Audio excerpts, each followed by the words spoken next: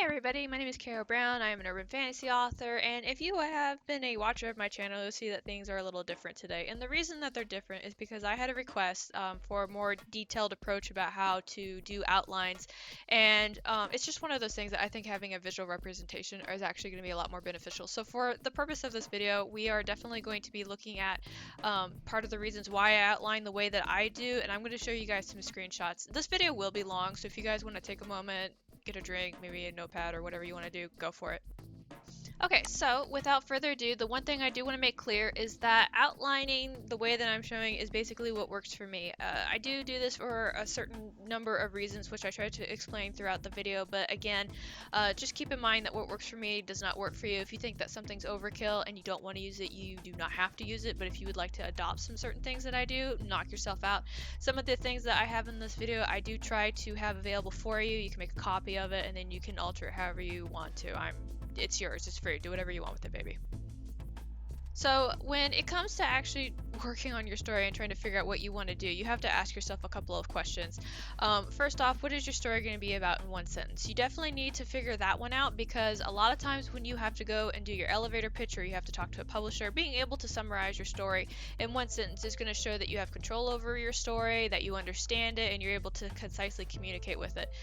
So figure that out first, because it saves you a lot of trouble later. Some people like to just write the story and then they have to try and figure out how to write the one sentence later. So if you can do it this way, go for it. The other question are, what are the themes that you want in your story? You know, do you want to talk about survival? Do you want to talk about, man versus destiny, overcoming, blah, blah, blah? Try to define the major themes. If you have more than 3 themes in your story, you've got like an epic saga there. So now the other 2 questions are kind of important, and obviously this is, what is your genre and who is your target audience? These are things that you need to know anyway in regards to marketing your story, but knowing who your target audience is and the genre is going to help you out a lot, because that's also going to kind of change the way that you write the story.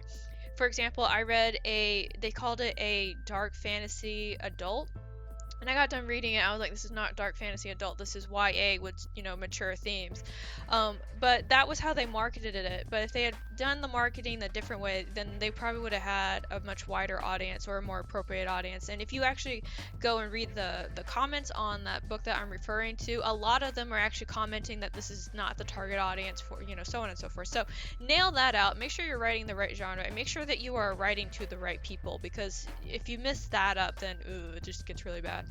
And the last question, and for me this is kind of important, how motivated are you to write this story? Like, are you doing it because you're like, yeah, man, I really want to do it? Or are you doing it because, you saw that there was a trend rising in marketing and you wanted to get in on that pony?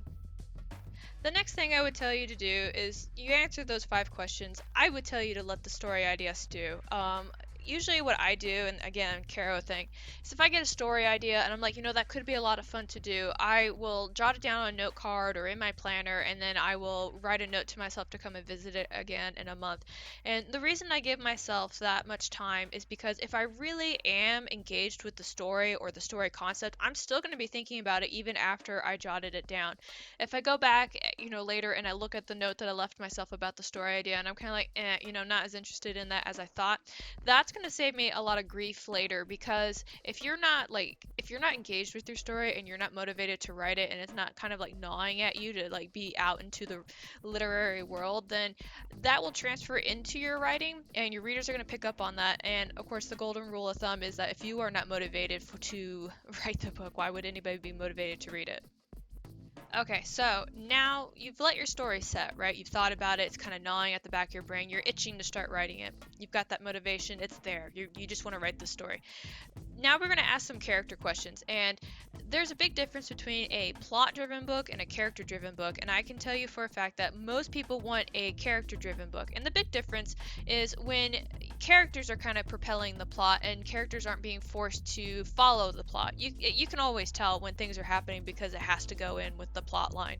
Sometimes this is done humorously, and a lot of times it's not. So figuring out your character questions that I have listed here are going to actually help you out a lot. Now, you see I have a book on here. this is a fantastic book. I think if there's any one book that you should have in your library as a writer, it's going to be this book where they talk about creating character arcs. It's just fantastic. It literally changed everything when it came to me writing my process and working with my characters. And I just, again, I think it's a great resource. I can't praise this book enough. But so anyway, going to the questions is that some of the big things that you need to ask yourself is, what is the character arc going to be? And the character arc is important because this is going to define what your character development is going to look like. If you know that there's one thing that a lot of booktubers usually rant about is that there is no character development. So knowing what that character arc is going to be negative, is going to be positive, is it going to be neutral, is going to help you out a lot when it comes to kind of making things happen in the story. The next thing to do is to define what the lie your character tells themselves. Again, in this book, we talk about the lie that the character tells themselves, which does tie back into the actual character development itself. For example, in my book that's coming out in August, Ghost has her lie, and her lie is things are better off this way. That's her lie. And that lie is what she follows, and then it is challenged, and then she eventually comes to overcome that lie.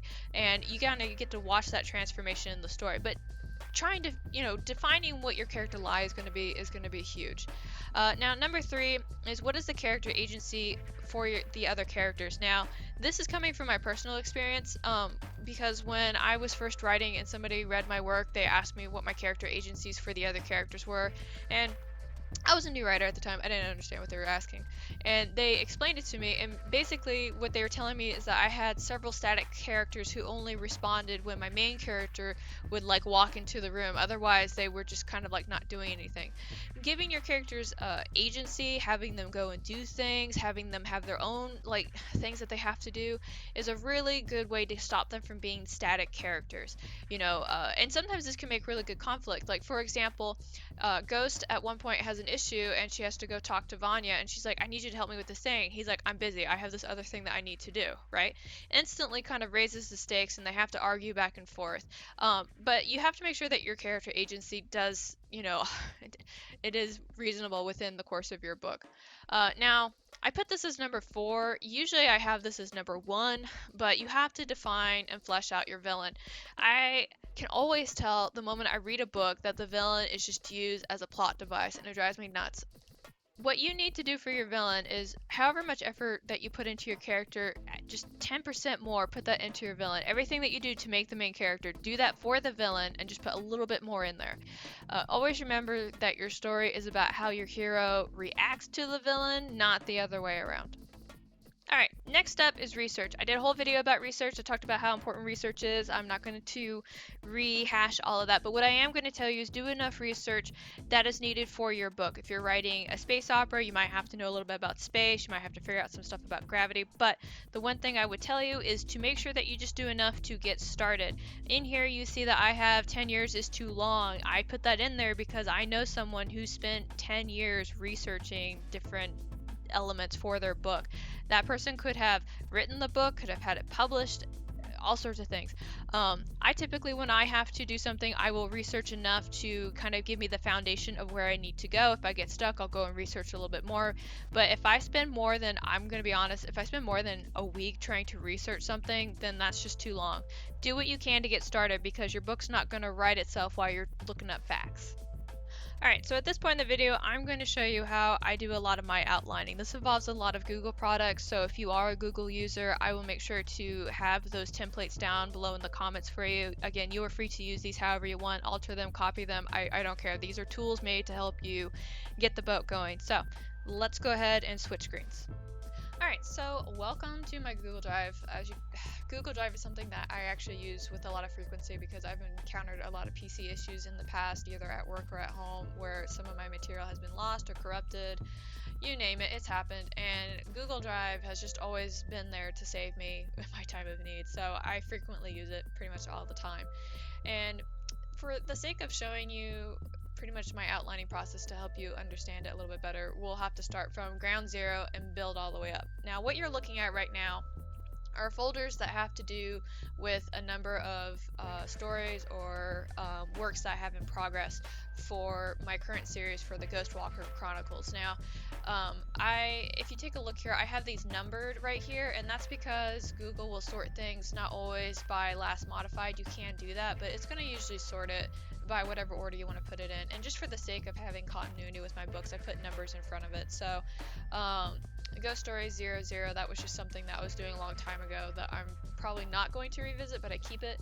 Point fives are novellas, and the whole numbers are actual novels. If you take a look right here, I have this thing called the graveyard. Every time I write something and I end up like, wanting to scrap it, I always throw it into the graveyard just in case for some reason I want to like use it, so I zombify it and bring it back.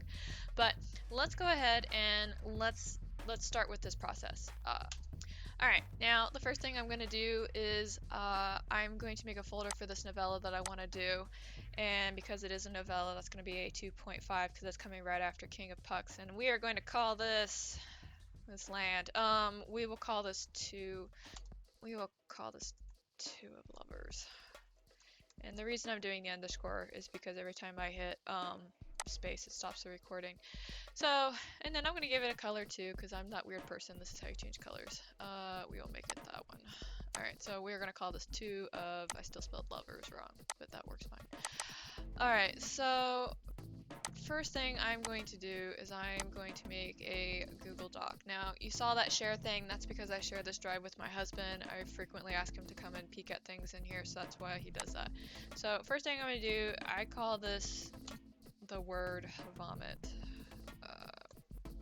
Okay, so we got the word vomit document set up. The whole purpose of this document is basically to put everything you know about the story on paper in some shape or form. Now, you can either do a lot of typing to do that, you can type your heart out, or you can do something that I do, which is use the diction tool. I really like this, and typically what I do is I will just close my eyes and I will hit the record button, and it will type pretty much everything that I want to say. It's a really, I gotta allow it, It is a really handy document or a really handy thing to use when you're trying to basically get stuff out of your brain, period.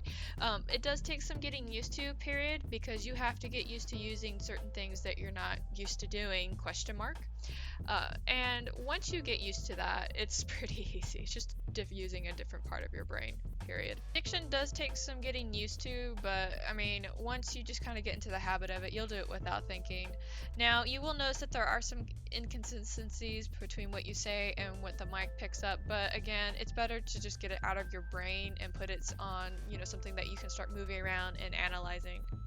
So you got the words out of your brain, right? And you've got it down here on paper. And one of the other really nice things I like about Google Docs is, again, if you're kind of like, well, this would actually be better, down here, you can just cut it out and you can space it where it needs to go. And the other thing is that you can also come in here and you can do comments, words. Being a Tenant actually did a really good video where she was talking about how to use Google Docs and all the benefits of it, and I'm going to refer that video. In fact, I'll put a link down below just so that way you can see all the features that you can use with Google Docs. I will tell you though, one of the unfortunate side effects of Google Docs is that if you have a very lengthy manuscript like I sometimes do, it will lag, especially when you're trying to do live streams, but this is still a really good tool.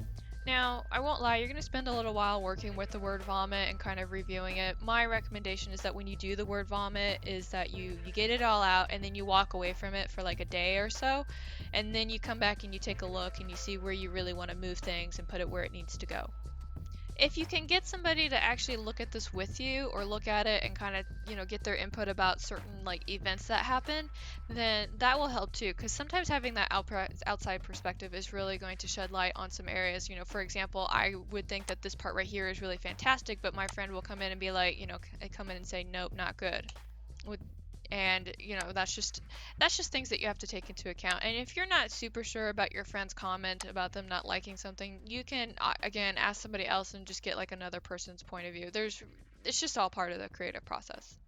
Alright, so you get done kind of going through your word vomit, getting a general idea about where you want to go. You've gotten some feedback and you're ready to plug on to the next step of outlining. Now, if you are the type of person that when you outline, you just kind of like to have a general idea of where your story is going and this part of the process is good for you, then you're good to go. I really don't have much more to advise you. Where I'm going with this next has to do more with like scene analysis, and this is very important for me because later on down the road, I want to actually turn my works into a comic, so being able to break it down that way is going to help me out a lot more. But in order to do that, I have to go and I have to turn to Google Sheets for that. Now, there is a video that I saw about minimalist book outlining. I use that along with a technique that's referred to as the bird eye view, and I use those for a couple of different reasons. But I'm going to start by talking about the minimalist book outlining, which I actually got from Amanda Foodie. She made this video. It's really good. I'm going to put it in a link down below, but she talked about how she kind of breaks her book up into scenes, and yeah, let's just go ahead and do that. I'm going to pause it real quick and just type all this in so that way you guys don't watch me sit here and type for a good hot minute. Okay, so lots of typing and setting up this sometime later. I finally finished setting a lot of this up, and one of the things that I do want to point out too, because I know that there's a lot of talk in regards to the best way to outline, what outline should we use, and there's some mixed schools of thought about if you should use a particular format or not. And so what I really want to kind of drive home as I'm showing you this is that there are multiple ways to set up this page for your outline.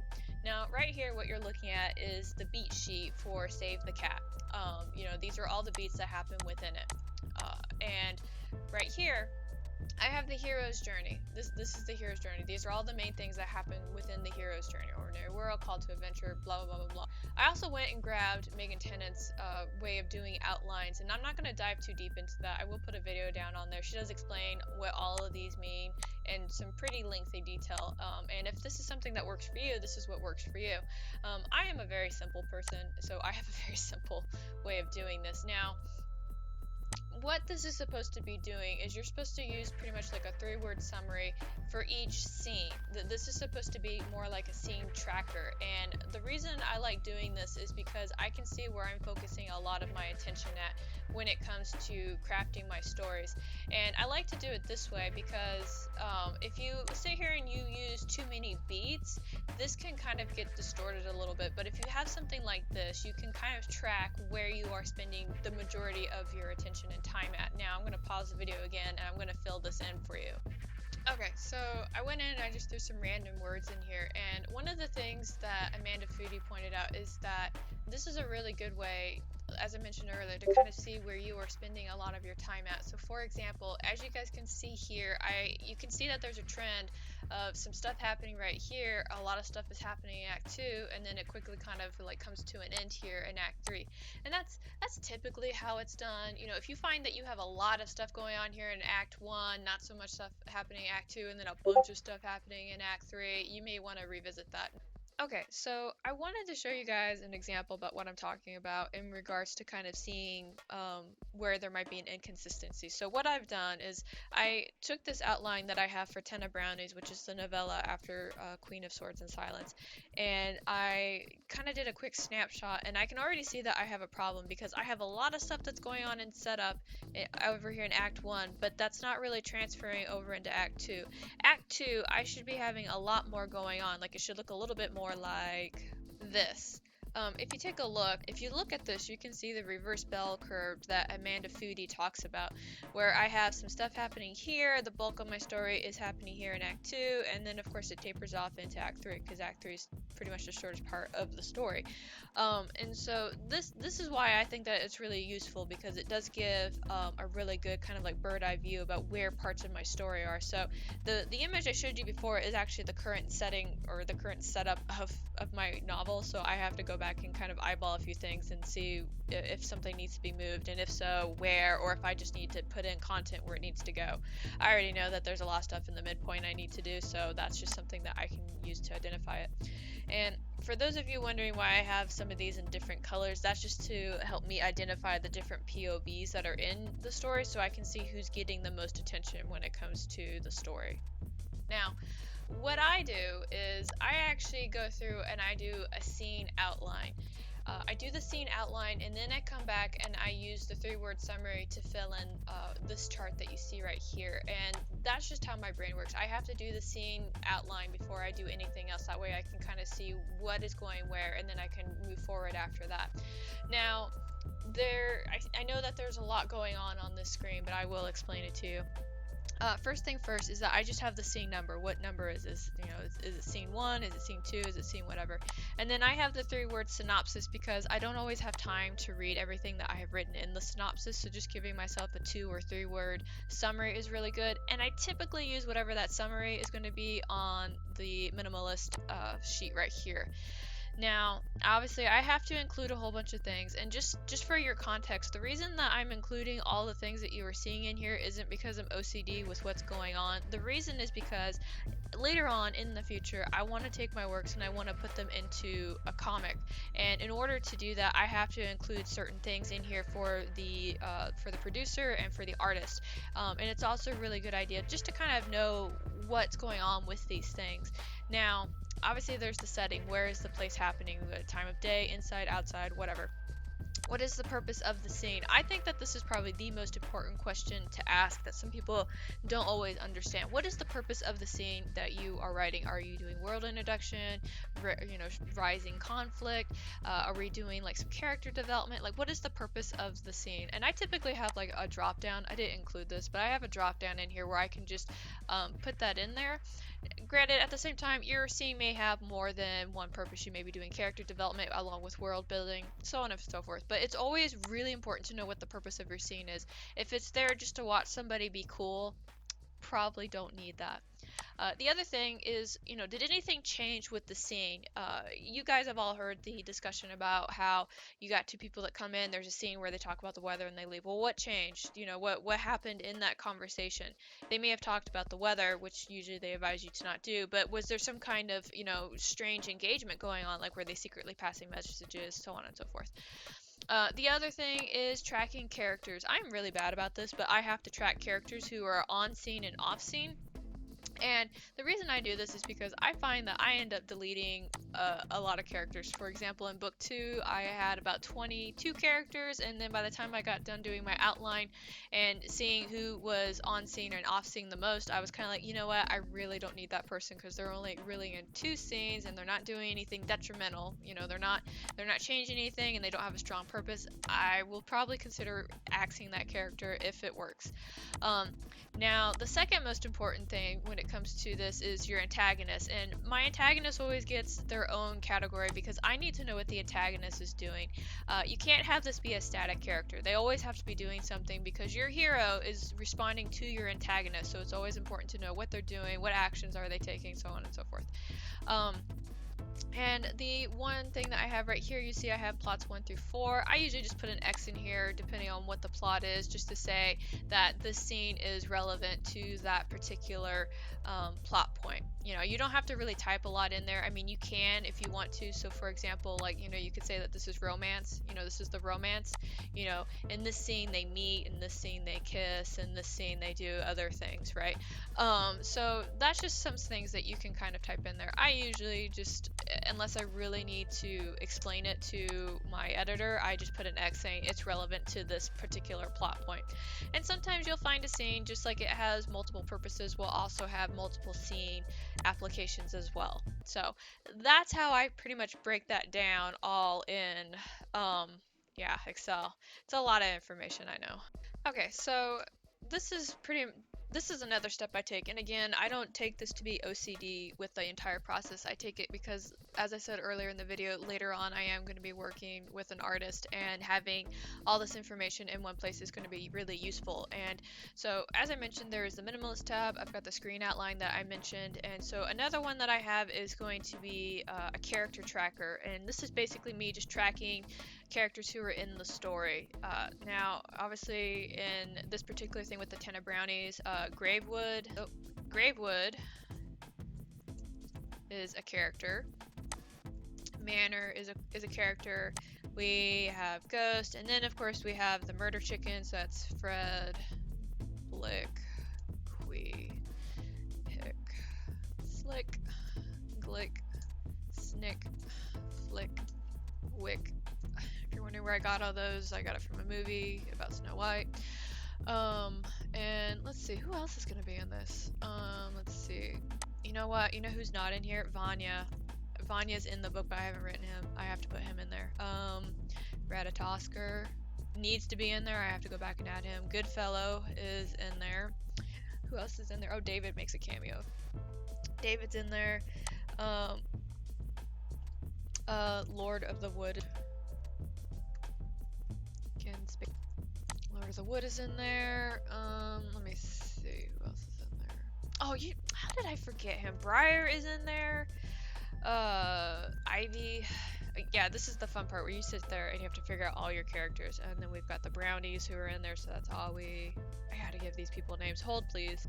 Okay, so a little bit of this and that later. I've gone in and I've pretty much filled in all of the characters who are going to be in this particular novella. And I know it looks like a lot, but if you keep in mind that you're just using this to track who, what, where, when, why, then it's pretty simple. And I want you guys to notice that in regards to tracking these characters, I have not really gone like over the top with this. I'm basically trying to figure out who's in the story, what type of creature are they, the role that they're going to play, and then I'm also want to do the number of scenes that they're in because, for example, let's see, where is he?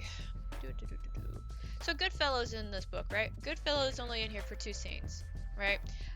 If he wasn't playing a key part in the beginning, I would probably kind of look at the role that he's playing. Let's see. Vanya, however, so far I've written him in 1 scene, and he definitely needs to be in more than 1, so I have to go review that. Ghost is in pretty much like 30 scenes right now. And oh my goodness, do you guys all know who I forgot? I forgot to put in freaking Snowdrop. Oh my god, please forgive me. Okay, so,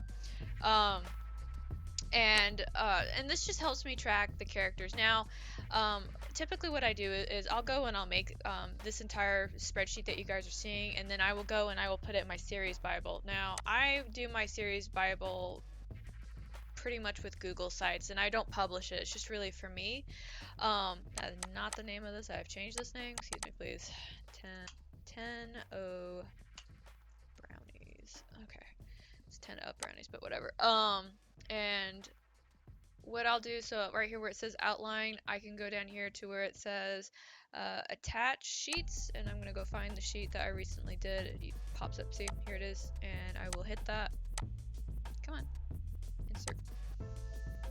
And then it will pop in right here, and then anybody else who has access to this will be able to see basically a quick, down and dirty, and then they have the ability to actually click on these tabs. They can open it up in their own document, and this just really helps me keep everything together. And again, I know some of you are looking at this going like, this is really overboard, but keep in mind, I am not the only one that's working on the series. I have a team of other people, and sometimes we are in different time zones, and they'll have a question. I don't have the ability to answer it, but if I have the series Bible, they can come in here and they can answer their own questions, and they don't have to worry about it. So that's pretty much why I do everything the way that I do when it comes to outlining.